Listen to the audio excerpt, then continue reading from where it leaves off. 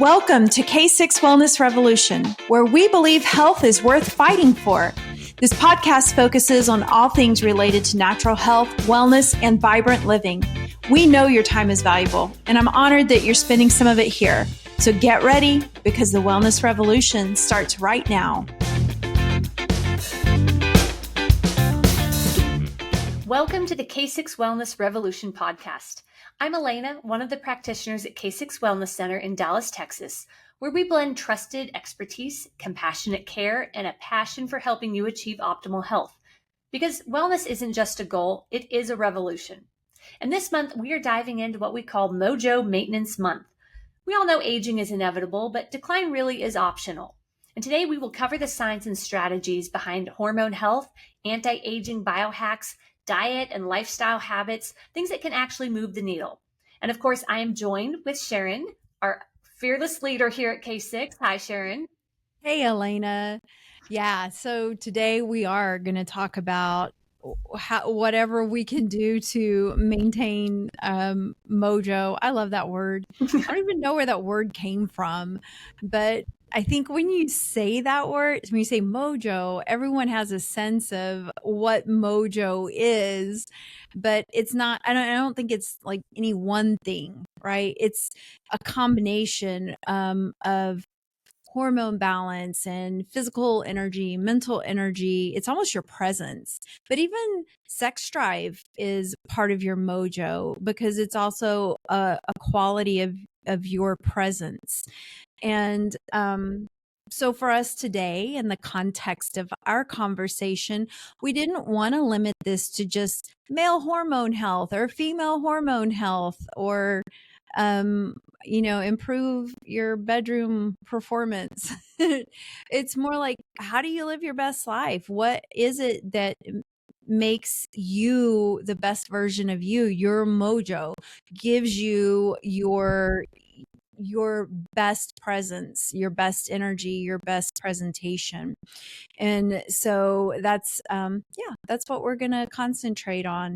And so I think that if we talk about like what are the features of our hormones, right, that play into like hormone balance, we've got our testosterone, our estrogen, our thyroid hormones, cortisol, and DHEA that come from our adrenals.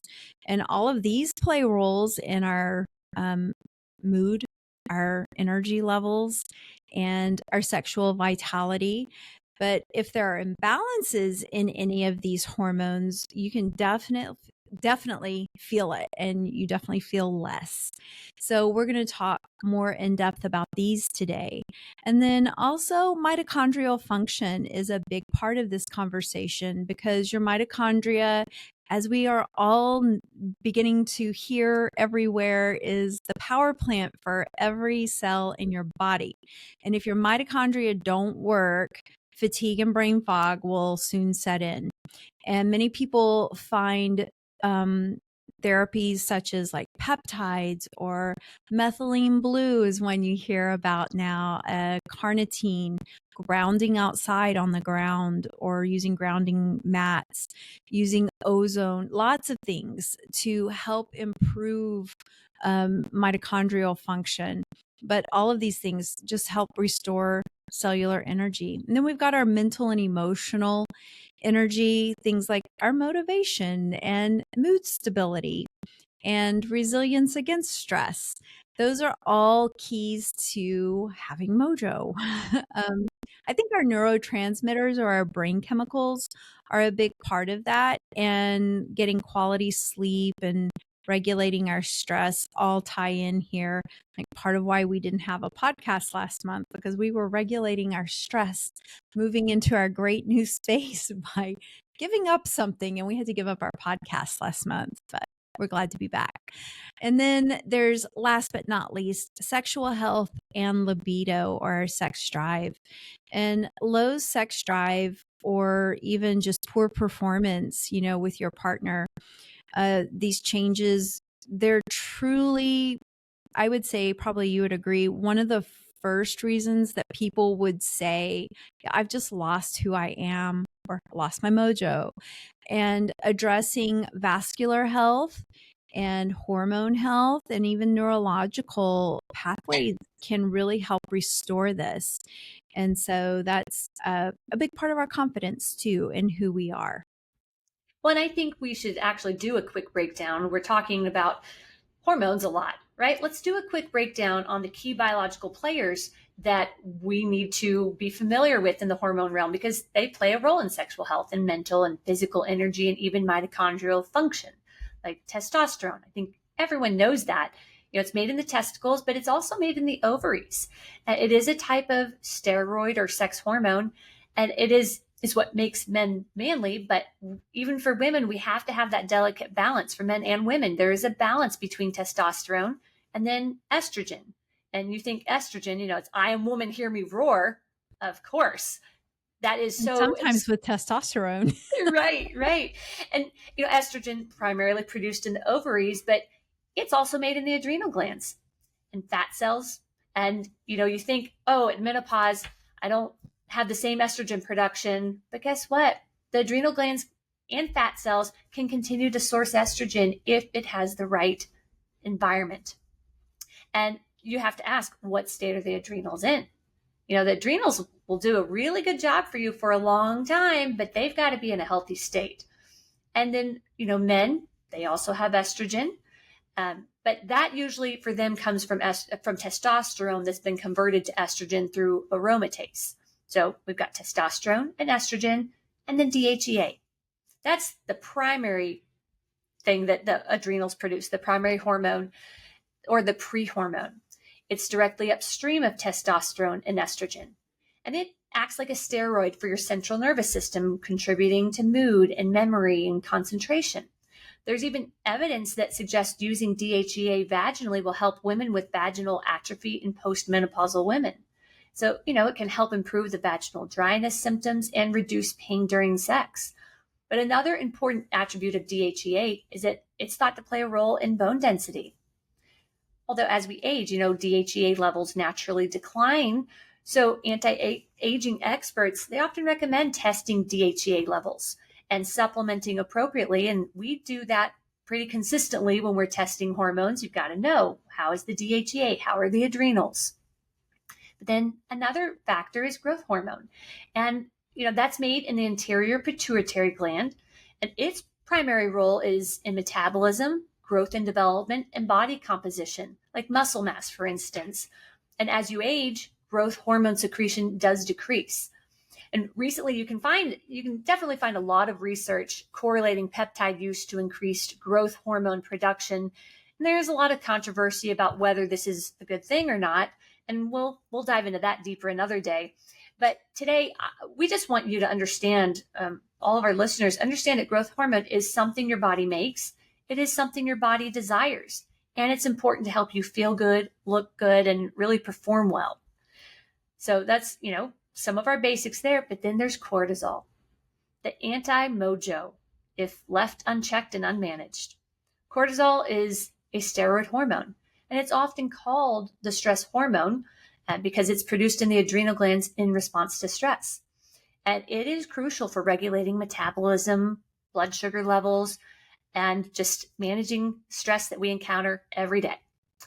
But it has anti-inflammatory properties because in short bursts, it can, boost your immune system and limit inflammation. However, when it's left unchecked, when you're stuck in a stressful situation or stressful environment, or you aren't getting the right nutrition, sustained levels can lead to weakened immune system and increased inflammation. Cortisol helps regulate blood pressure, but if you get too much, your blood pressure is going to be unregulated. It also plays a role in regulating the body's sleep and wake cycle. Just today, I had 3 clients in a row who had sleep problems. And when we looked at their habits, we saw that there were holes in the way that they're eating and taking care of their body from the start of the day to the finish. And then they wonder why they aren't sleeping because the cortisol is just left unchecked. So, if your body is on fire because you have too many stress hormones, how can it focus energy on making other hormones? Because you're stuck in fight or flight. And then as we age, our hormones can and will shift and change. And some of the earliest signs that men and women get as far as, losing their mojo or is going through hormonal changes rather, are mood swings. People who used to not be bothered by little irritations can recognize, why am I so grouchy? Or everyone says I'm grouchy. Maybe I am grouchy. But energy decline, brain fog, hair loss for both men and women, weight gain or weight loss resistance, or the inability to put on muscle like you used to. And we often hear men and women say that what used to work for them no longer works for them. And you don't have to be middle aged for this to be happening. That's the thing. This can happen at any age. Another common theme is that others express concern for you. And I have to say, like, this one hits home. You have to listen to your tribe, people. Do people express concern for you? Because I know I had a hard time hearing this, especially when I was going through a very busy and tough season of my life. And for me, it was like, I've got this, I've got this, I've got this. And I did. I was very, very regimented, and I was very, very steady on and solid with everything that I did. But I could not hear from my friends and family and coworkers. It's like, you need to take a break. You need to sit down. um, it helps to have a support system at every point in life, but it can still be very, very hard to hear people tell you, hey, we notice changes in you and you're not all that you used to be, but we love you. And we're trying to say this in a loving way. So it's really, I think it can be tricky for a person who's going through a change where you feel like you're, losing some aspect of yourself or some previous superpower, and now you're more average. It's hard to hear this. So depending on your personality, you may try to work even harder or compensate in other ways or cover it up, and that can be hard. But remember, Mojo isn't just about muscles and bedroom performance. It's the biochemical confidence that gets you out of bed and ready to win. And sometimes it's getting out of bed and just sitting down and taking a break. But I think that, the first thing that we want to really discuss, because I feel like, if you're listening to this, you may go, oh my gosh, here we go on the hormones, right? It's going to all be hormone replacement. Nope, not true. Because with everything that we do, if you put the cart before the horse, you're going to end up in a mess, big pile in the middle of the road. You have to have a good foundation to work from, no matter what situation you're going through. And so if we're talking about energy and, overall performance, job performance, sexual performance, athletic performance, your diet and lifestyle has to be top tier. And so maybe you need some upgrades here, but laying the foundation before you try just hacking things is really important, because you can try all the tricks, you can take all the pills, you may be a champion pill swallower, but if you don't work on basic diet and lifestyle practices, you're just not going to get very far, and you're going to have very limited amounts of success with all of your endeavors. So really, it's important diet-wise to focus on an anti-inflammatory diet with pro-hormone nutrition. Please hear me, pro-hormone nutrition. But that doesn't mean eat protein full of hormones, because those are very different things. We don't like hormones in our meat or our milk, or, well, I don't drink milk, but we want natural foods that allow our bodies to make their own hormones. So that's healthy fats, clean proteins, and then the micronutrients like vitamins and minerals that are necessary to feed our adrenals, like zinc and vitamin C and all the B vitamins, healthy carbohydrates. And what is the difference between a healthy carb and an unhealthy carb? I feel like we get asked this a lot. And I always go, well, what did it come packaged in? Where was it grown? If you don't know where it was grown, it's probably not a healthy carb. But, whole foods are healthy carbs. Fruits are healthy carbs. And there are, rice can be a healthy carb for some people. And some people, it's just not. There are practices that go with diet and lifestyle, like intermittent fasting, that can improve your metabolic flexibility. And this is not good for everybody. I have to tell women over 40 all the time, intermittent fasting may not be for you, but that's not true for all women over 40. So this is where individuality is so important.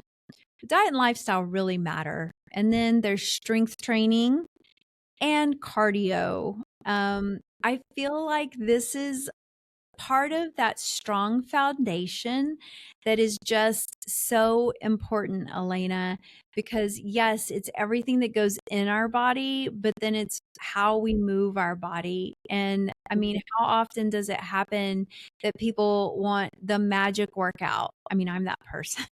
We all want that. We do. We You all want the magic pill and the magic workout.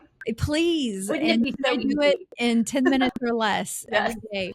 But really, I would say overall, strength training combined with, I mean, they call it zone 2 cardio, right? Like not letting your heart rate get very high.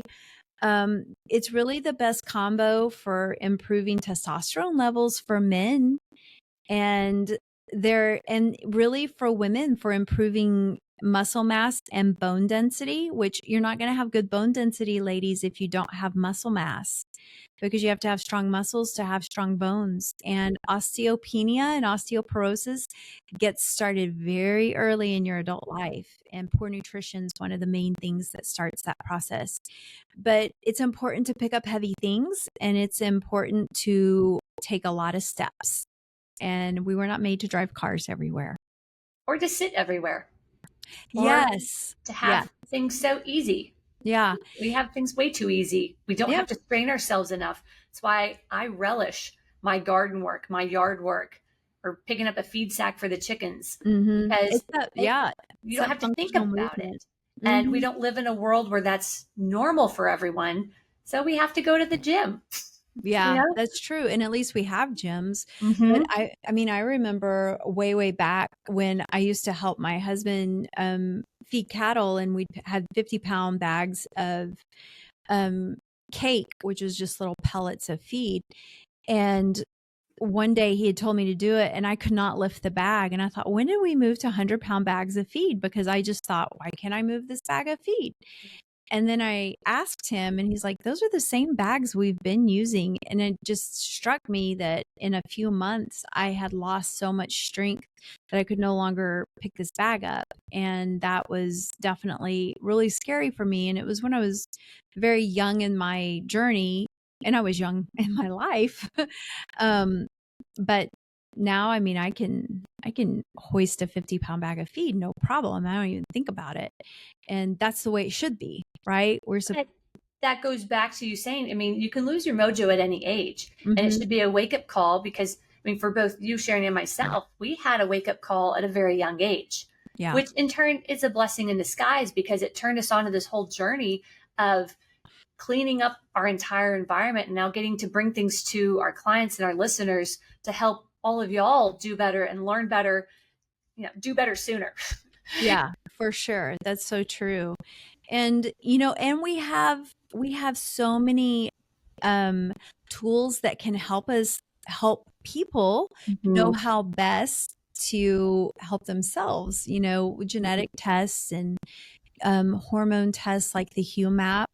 They're great tests that are out there that can really help us hone in on what's best for each person. Because like for me, if I try to work out with my young adult daughter, she wants to work out in the evenings. I'm like, oh, it's time to go like put my pajamas on. I'm not working out in the evening, but I try to get her up at 5 a.m. to go work out with me. She's like, are you crazy? There's no way. So, everybody's a little different. Yeah. Yeah. You've got to find the time that works for you. Just like you've got to find the nutrition that works for you, whether it's fasting or not fasting. But ultimately, you have to learn to manage your stress. Yep. Stress reduction is the number one deficiency I see in people's lifestyle. Yeah. Because, cortisol will eat your mojo for breakfast, and then you won't want breakfast. I told someone that just today because, like I said, I had several clients in a row, and it's such a common pattern. People are stressed out and don't feel well, and they don't realize that it's some basic things that you could do that could help reduce your stress. You can't change your environment. Well, sometimes you can, but you usually can't change it immediately, but you can change how your body reacts to it. And you've got to find things that are going to help you relax. And that's going to be different for everyone. There's massages, there's listening to music, grounding. We already mentioned that, but that helps to de-stress you. But then just walking and exercising, like you were saying on the zone 2 cardio, where you're just keeping your heart rate at a moderate level. You're not trying to create this stress response and a need for healing. You're just trying to push your body and maintain a steady heartbeat and let the stress hormones be burnt up. I call those mental health walks. Yes. Hey, we took one today, didn't we? We nice did. Little break in the sun. Yep. But, also finding hobbies. We live in a world where people struggle to find balance in most things. And I think it's easy to get caught up in the rat race of work and kids and family. And you can forget to do things that you love and enjoy. And it doesn't have to be something that takes you away from family time, but playing an instrument or making art or cooking, baking, golfing, it doesn't matter. But just do something that brings you joy and lets you escape from everything else that you have that's, creating more stress and just stealing the joy. But then also you want to manage when you're eating and what you're eating. For some people, intermittent fasting is going to be the key. For other people, skipping meals is so detrimental to them that eating every meal is the key for them. Mm-hmm. And this is where we work really hard to individualize it to every single person. Every single person is going to have a different experience.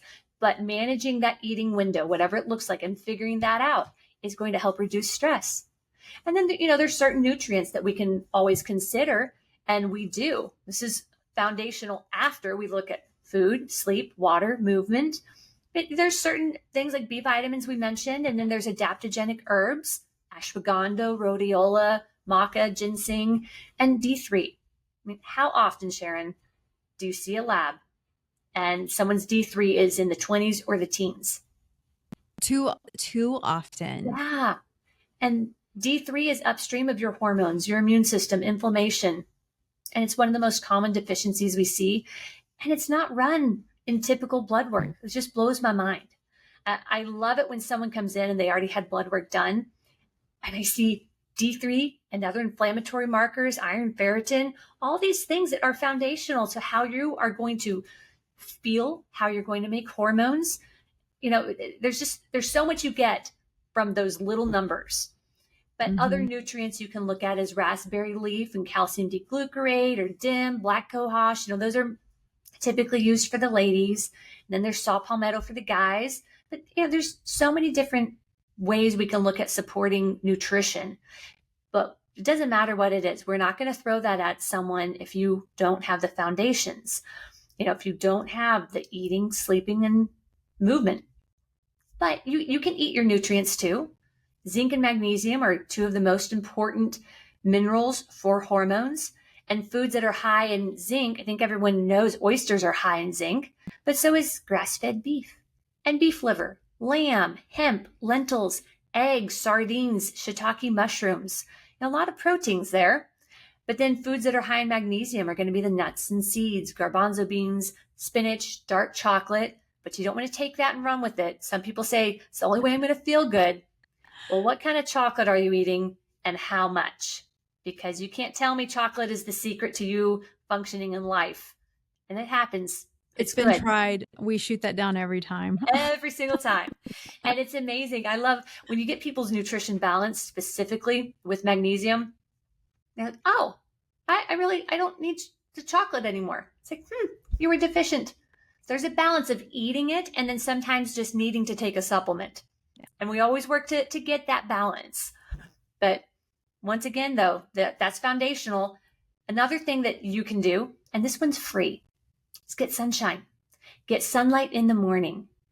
When you get sunshine, it boosts your serotonin levels. And you have to have serotonin to have a healthy melatonin production at night. And that's going to ultimately lead to better sleep, better detox, and better hormone regulation. And with morning sunshine, you're getting all the benefits of sunshine without the heat and the damage of midday sun. So it's just a great, easy way to boost that sleep cycle.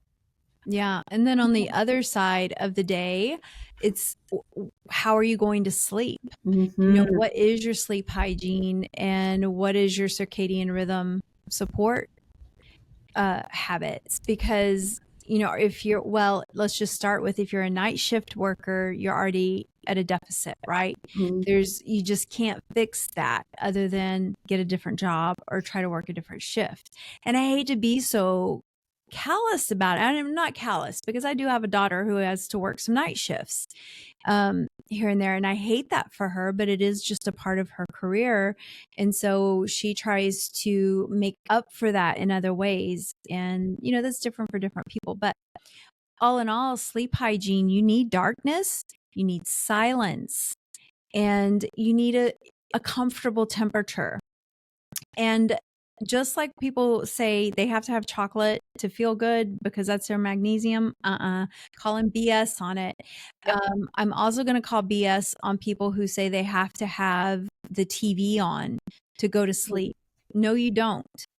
And I promise you think I can understand you think you do, but I promise you don't. And it may take 2 weeks to break that habit. Or it could take a little longer, but you can be retrained and you will have the best sleep of your life when you break that habit. Because what you are doing is you are constantly telling your brain, don't ever rest. Let me never let you rest. You need to always be doing something. That is exhausting. And it ages you biologically much faster than your chronological age. So it's really important to probably set that tone early in life. If you have children, get them used to silence and darkness and make the room comfortable. You shouldn't be sweating in your sleep, but likewise, you shouldn't be freezing. It should be comfortable. We're fortunate that we live in a country where most of us can be quasi-comfortable. You need that. And if you're uncomfortable, do you need a new pillow? Does the mattress need to be adjusted or flipped or turned? But your sleep is important because sleep is where rest and repair happens. It's where your brain organizes and stores memories. And it's where a lot of your day's activities get processed. It's where a lot of recovery happens. And it's where your body prepares for the next day. So you cannot shortchange yourself on sleep. And there are ideas, there are theories about the most important hours of sleep being like 10 p.m. to 2 a.m. There's the old adage of, early to bed, early to rise makes a man healthy, wealthy, and wise, which I still think is true. Me but too. there's evidence I think that can prove and disprove. So take it how you will. But overall, we know that people who get, at least 7 hours of sleep are more alert and have better reflexes. and fewer heart attacks. So you should try for at least 7 hours of sleep. And if you've ever had a baby, like once you get 4 hours of uninterrupted sleep, it's like you can do anything. You almost feel like a superhero. And it's just hard when you're constantly interrupted. And if you're intentionally inflicting that on yourself, you're not helping yourself. You're just aging yourself a lot faster, and you're stealing your own mojo.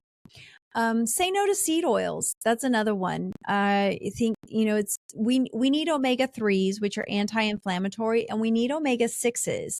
Those are pro-inflammatory, but there's still a reason we use them. And we should have them, I think they say ideally it's like a 4-to-1 ratio of 6s to 3s. But too much omega-6 promotes chronic inflammation in the human body. And that's going to interfere with hormone production. And it can make you a little more sensitive.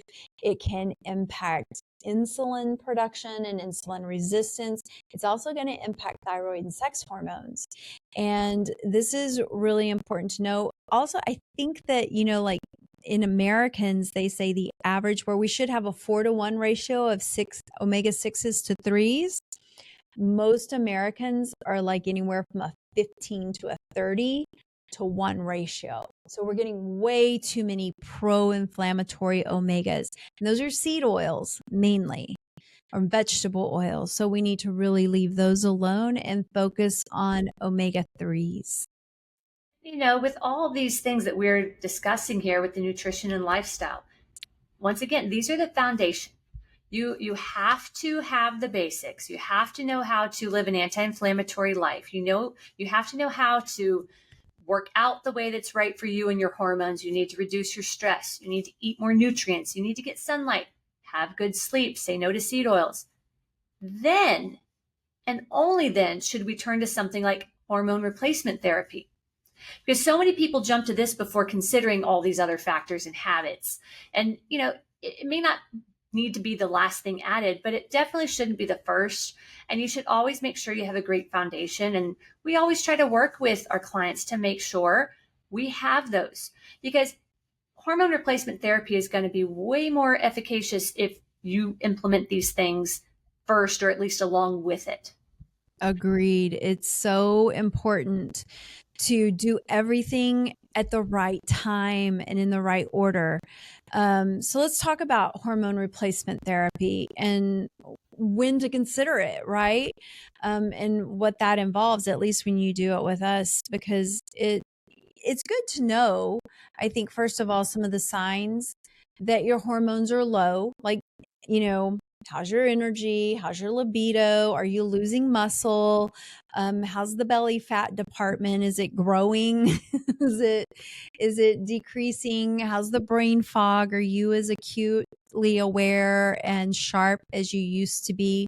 But, like we said earlier, if you haven't made adjustments to lifestyle and diet or your habits, don't expect hormones, or hormone therapy to just cover up for your negligence in those other areas, because it's not going to happen, or it'll happen short term. And then you're going to go, oh, but it's all worn off. I feel bad again, because you're never going to reach your peak if you're eating garbage, or if you're not exercising, or if you're just, working 18-hour days and not sleeping enough, et cetera, et cetera, et cetera. But I want to debunk some common myths, okay? Like for men, hormone replacement therapy doesn't mean that you automatically go into bodybuilder mode or that you're going to grow man boobs, right? I've had men express concern too that, if they start testosterone replacement therapy, that they're going to quit producing their own. And the truth is that, okay, when you start testosterone replacement therapy, your natural testosterone therapy will be suppressed, right? Due to feedback systems in your body, but it's not necessarily permanent. And this is part of why it's so important that you work with proper medical guidance. you need to know to ask the right questions. If you're going to a clinic where they never test your testosterone, where they say it doesn't matter, or they're never checking in on your liver enzymes or your red blood cells, run. Because all of these things are important, and taking testosterone can have a lot of implications on different areas of your body. But if you're considering this for men, you need to aim high, ask lots of questions, and stack your therapies, because it's not just about testosterone. Testosterone is not independent and acts by itself in your body, right? Nothing does, right? I mean, if your thyroid's broken, then testosterone is likely going to be suboptimal too. But it's never just about testosterone. But other things that men worry about with testosterone is that it causes prostate cancer, and really current evidence doesn't show a direct link. Men with healthy testosterone levels usually have better prostate outcomes. I think, and we say this to men a lot, with our thermography, it seems like for women, our breasts seem to be the dumping ground for toxins because of all the lymphatic tissue around our breasts. And for men, it seems like prostate tends to be the dumping ground. You've got all that inguinal lymph tissue around, and men sit all that, not just men, but we're so sedentary, right? And then too, there's the concern that testosterone therapy is going to make you infertile pretty quick, and fertility can decline on testosterone therapy, but it can also be preserved if you're using the right protocols. And again, to the quality of the practitioner you're working with, that matters. And then there's the myth that testosterone therapy is just about muscles and sex drive, and that is not true. In reality, it's about energy, it's about mood, it's about cardiovascular health, and it's even about brain health, cognition and mental acuity. So I do want all the men out there to understand that testosterone therapy doesn't automatically mean you've destroyed your natural system forever, but it is a tool, and it's not a one-way street. So I think that's really important to know. And it's not just for the men, right? I mean, there's women doing hormone replacement therapy, and there are a lot of myths with that as well. And there's a balance to everything. But I do think one of the biggest myths is that if you do hormone replacement therapy, you're going to get breast cancer. Now, some people need to worry about that, but it's not a widespread truth for everyone based on hormone replacement therapy. You have to consider how many other things in our environment that make you at risk for breast cancer. Because like you just mentioned, the breasts are a dumping ground for toxins. Toxins love fat tissue. Mm-hmm. And we live in a world that is inundated with xenoestrogens. That's plastics, that's BPA, and even pesticides will destroy your hormones. And we have these everywhere. We do toxin tests all the time where we see these toxins in men and women, old and young. So I really do think that the xenoestrogens are far more problematic for breast cancer than some hormone replacement therapy. But it also depends on a woman's genetics. Because I know you have too, Sharon, we've seen so many women come in, they're on the wrong combination. Yeah. Or their genetics have never been tested. And we've seen women come in for hormone support, whether it's, to manage their prescriptions, their meds, or supplements, and we can't do anything to support hormones until we clean up, till we work on methylation, we work on those detox pathways. Because if you don't do that, you're going to create this toxic environment of estrogen or hormones. So hormone replacement therapy isn't necessarily the culprit. You have to just go about it in a balanced, healthy way. But some other myths that women often believe is that hormone replacement therapy is just going to treat hot flashes or make you gain weight, or you're too old for it after menopause. But no, if you get the right hormone balance, it can actually support long-term health. It can improve your bones and your heart, your brain, your skin, your mood, things that a lot of women are concerned with. But, it also does help prevent that midlife weight gain by improving metabolism and insulin sensitivity. There's women who do gain weight with hormone replacement therapy, but that can often be avoided if you get the proper screening, if you understand where are your stress hormones, how does your body detox toxins and xenoestrogens and estrogens. And, the way your body uses it is going to influence your weight gain more than anything. So you just have to manage those levels and understand what your body's capable of. And timing matters. Timing is everything. But many women well past menopause, they can still benefit from the right regimen that includes some hormone replacement therapy. There's so much research coming out about starting hormone replacement therapy after menopause. So it's exciting. And I know you and me, Sharon, this is not our first go-to. I just want to reiterate that for people who have followed us for a long time, they might be thinking, why are you talking about hormone replacement therapy? I thought everything was supposed to be naturally supported with herbs and nutrition. No, there is a time and a place.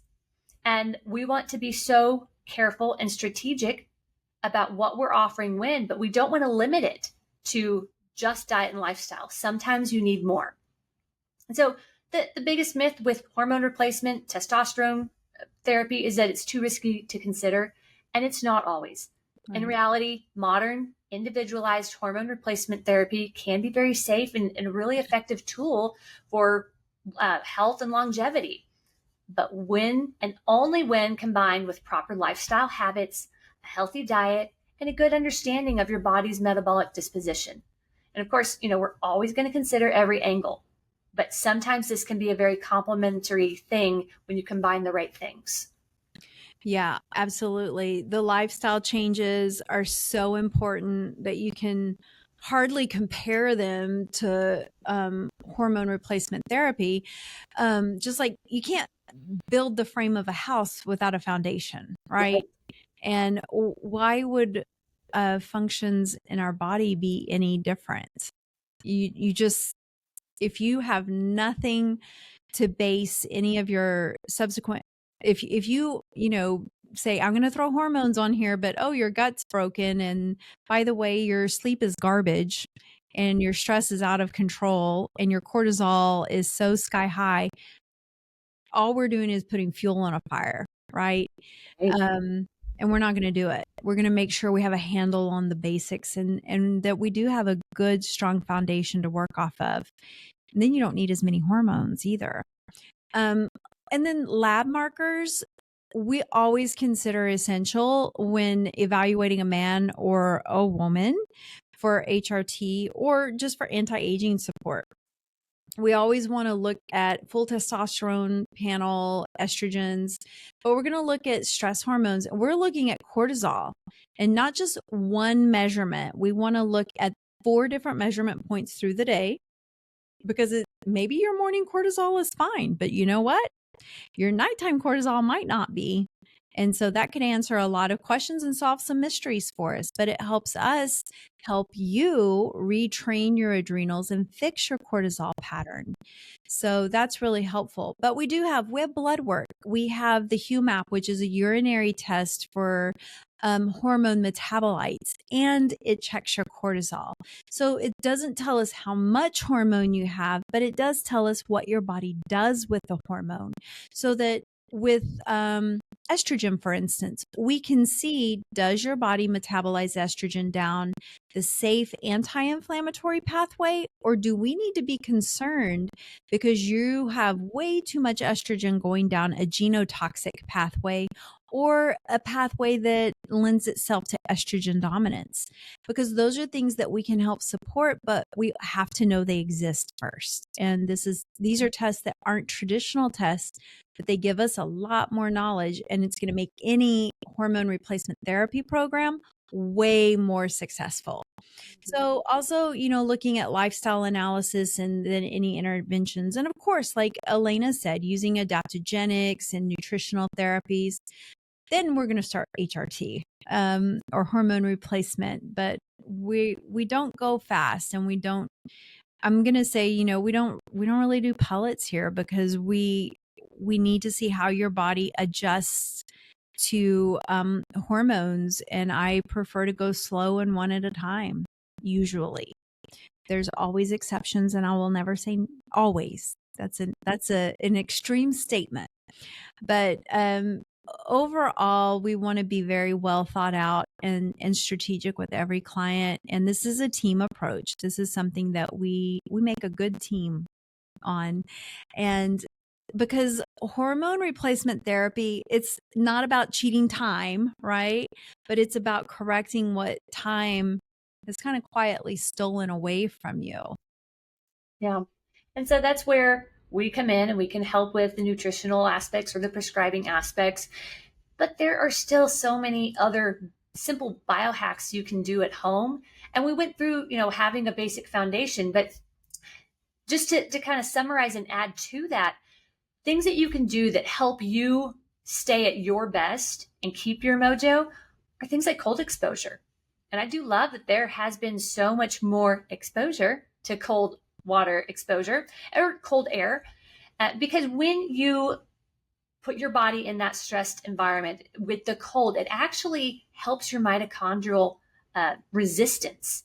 And it helps you have a little boost in hormones. And it can be especially beneficial for men and the testosterone bump, but that doesn't mean it's not good for women, because they've done a lot of studies where even for women, cold water exposure can help reduce PMS symptoms and menopause symptoms. There's so many benefits to be had from it. And there's a lot of different ways you can do it. Not everyone has access to cold water all the time, especially in August in Texas.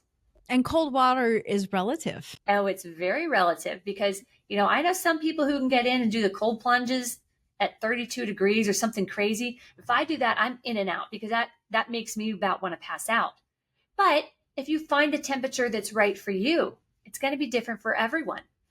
You just want to find a temperature that is colder than the air, and you want to be able to stay in it for a couple minutes. Maybe you can be crazy and work up to 15 or 20. I'm proud of myself to do 3 or 5 minutes in 50 degrees. Like that. And they my say challenge. That's all you need.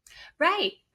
Because what you're doing is you're trying to release the inflammation. You're trying to boost that mitochondrial so you get better energy. You're going to improve your vascular function, reduce that inflammation, and trigger the hormones in your body that need to be released. I know for me, when I get in cold water, even though I hate it, I instantly feel better. My pain's gone. I feel like I just took that most happy pill out there. And if I was in a bad mood before, I'm just so happy to be alive. It's probably because I survived the cold water. Yeah. But, hey, sometimes it takes those extreme situations to make you appreciate your norm. But I digress. Yeah. Then there's morning sunlight exposure, which is one of my favorites. And we mentioned this a little earlier when we were talking about lifestyle upgrades, but it is such a low-tech biohack, but it's huge. This is so big. And like you said, it's completely free, right?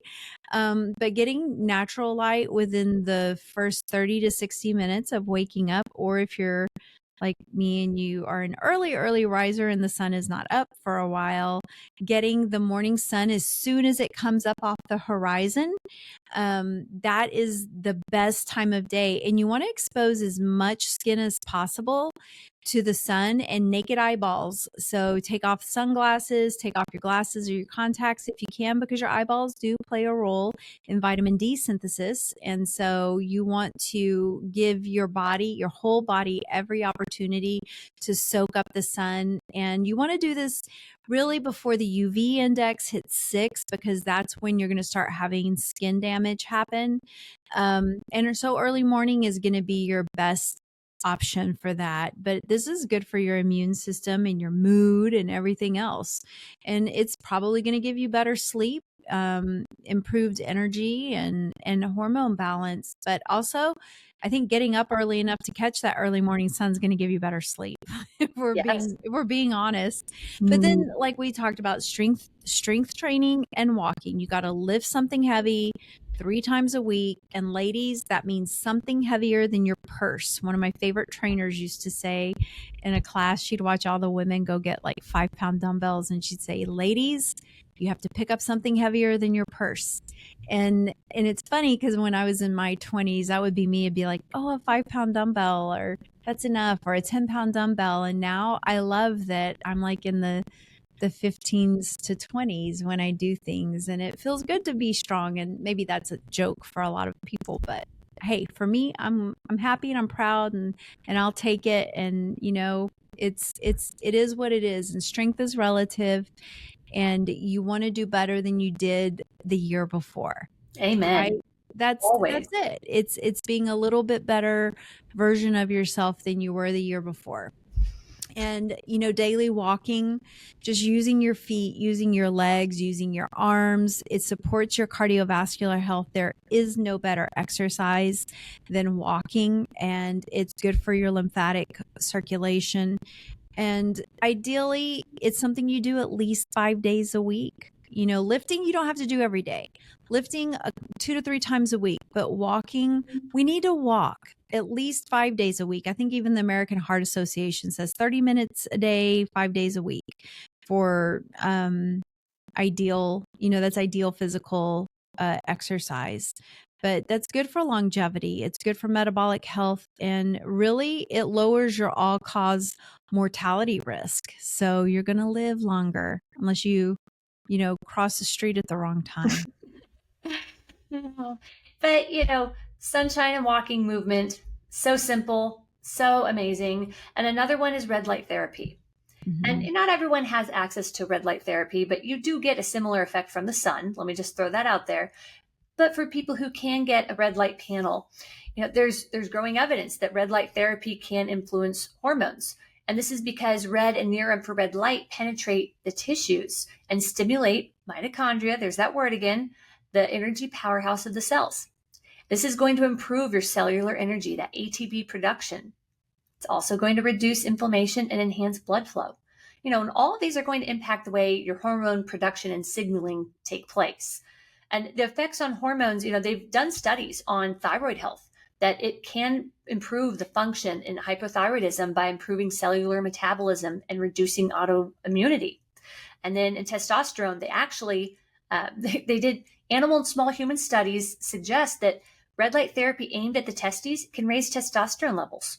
So, you're likely boosting the mitochondrial activity in Leydig cells where testosterone is made. But I don't know how many people are going to take time to do that, but it's worth trying, gentlemen. But red light therapy also helps regulate the stress response in your body because it reduces the systemic inflammation and supports adrenal resilience. I know my red light therapy is one of my favorite things to wind down, to take the edge off the stress in the evenings before bed, because it also helps your body produce more melatonin. It's going to help reset that circadian rhythm. And then you're going to have better sleep. You're relaxed. You've got more melatonin. Those sleep hormones have been triggered, and you get to rest and repair like you're supposed to. And, there's still early research in regards to female hormones, but some findings do suggest that there is improved ovarian function and menstrual regularity in women who've had fertility challenges. And, I can't give you the study for this, but I have a lot of anecdotal evidence. I have seen time and time again in myself and in clients and family members, when you use red light therapy over the uterus and ovaries, you reduce the inflammation that can impact the way your cycle is and the way your PMS is, and it can alleviate a lot of those symptoms. So if you're someone who has to have the study, you might be waiting a little while to have all those paid for studies, but it doesn't cost anything to get, if you have access to a red light, to just apply it to the uterus and ovaries. Why not? Reduce the inflammation in any area. You can use red light therapy even on joints and stimulate collagen that way. So, red light therapy doesn't replace hormones, but by improving cell energy and blood flow and inflammation, it's going to increase a better environment in the endocrine system for it to function better. And, the strongest evidence in studies is going to be in the thyroid health, testosterone, and circadian rhythm and melatonin. But like we said, it's still helpful and beneficial in so many ways. So think of it as a supportive tool in a hormone balancing protocol, not a standalone treatment.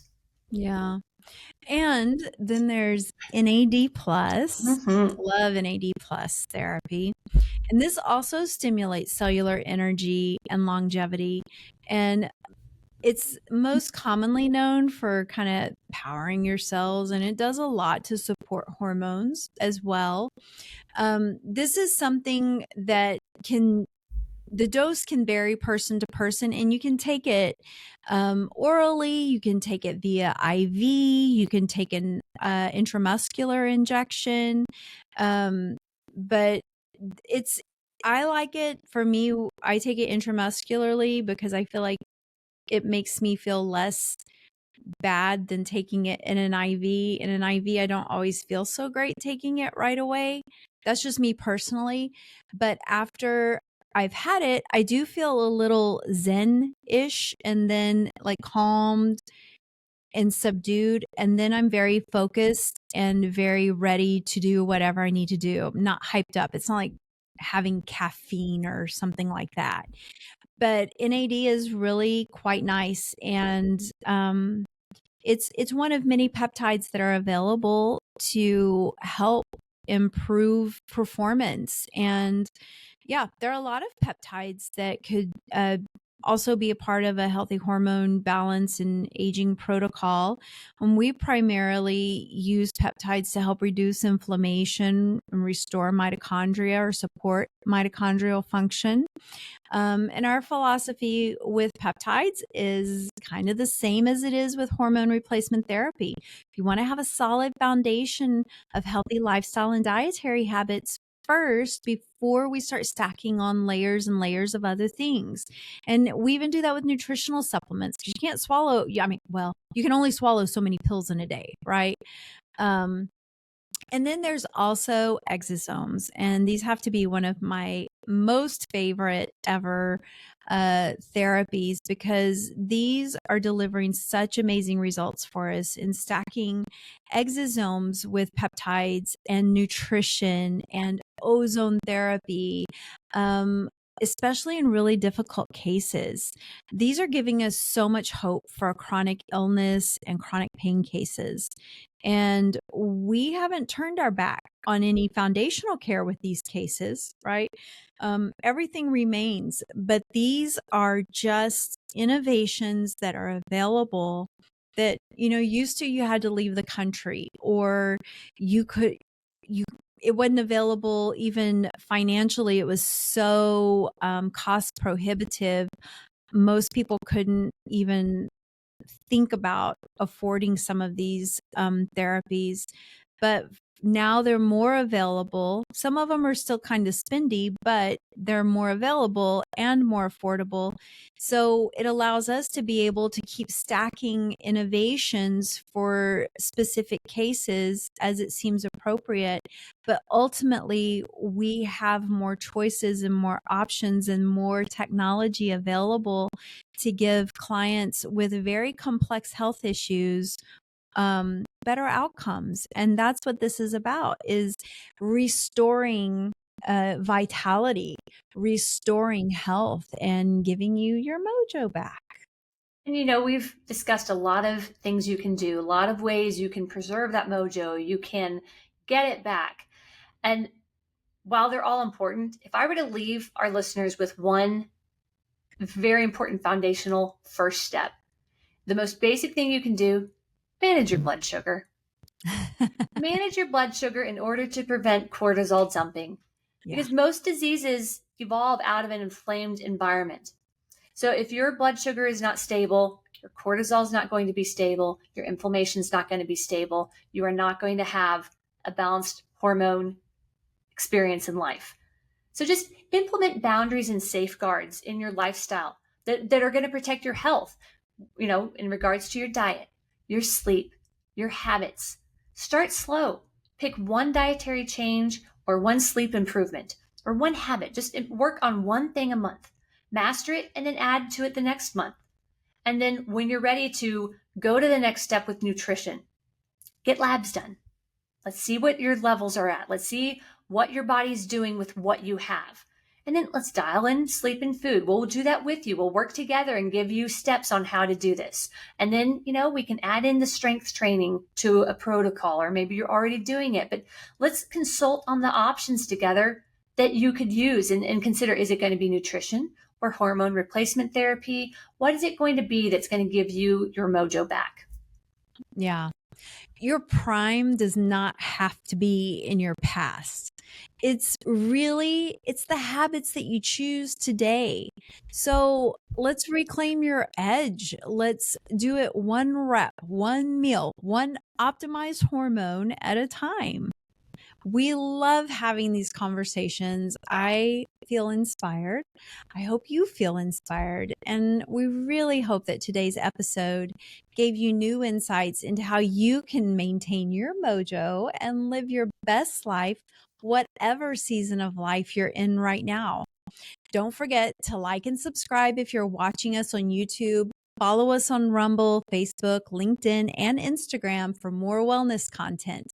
And if you're ready to explore advanced therapies and personalized care, visit k6wellness.com to learn more or schedule a free discovery call. Until next time, take care, be well, and as always, your health is worth fighting for.